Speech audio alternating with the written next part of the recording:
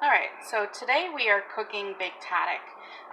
These are not the traditional, 20, 30-pound haddocks that we've seen, but they're more of a smaller haddock. But what I like to do is I like to cut mine in half and then overlap any pieces that are really thin, because if you don't, that part is going to cook a lot faster than, say, like towards the loin part of the fish. So I always try to overlap mine to make sure that no part is going to cook faster than the other. So what we're going to do today is we're going to mix some little salt and pepper first. Always season your food before you cook it, and then taste it, and then see if you need to season after. So a little salt and pepper. And we're doing almost like a little Italian style. So what we're going to do is we're going to put tomatoes right on the fish.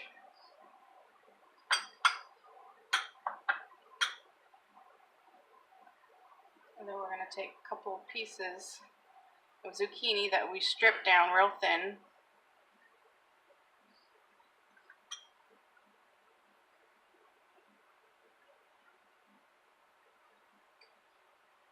And then we're going to do 1 lemon on each side. And then I'm going to sprinkle a little of dried basil.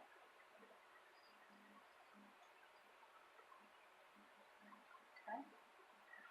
We are also going to squeeze a few lemons around the fish, little pieces.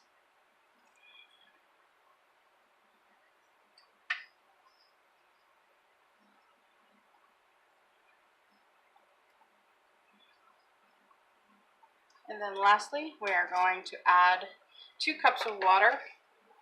This helps so the fish doesn't stick to the pan. I got a cup here, but I'm only going to use a half a cup for now. We're going to put this in the oven at 400. In about 10 minutes, we're going to check it. And if the water is dissolved, then we're going to add the other half a cup. And our oven is preheated. You don't want, if you can move the pan, you want to see a little bit of liquid, but you don't want to actually cook your fish. You don't want to poach it in the water, so it's just a little bit, just a coat. So we're going to go ahead and stick this in the oven and check it for 10 minutes. Overall, the total cook time will be about 15 to 17 minutes. Alright, so our fish has been cooking for about 12 minutes, and we're just going to finish it off before we put it back in with a little Italian mixture of cheese. Not too much, just about 1 tablespoon of cheese, equivalent to about 1.5 ounces.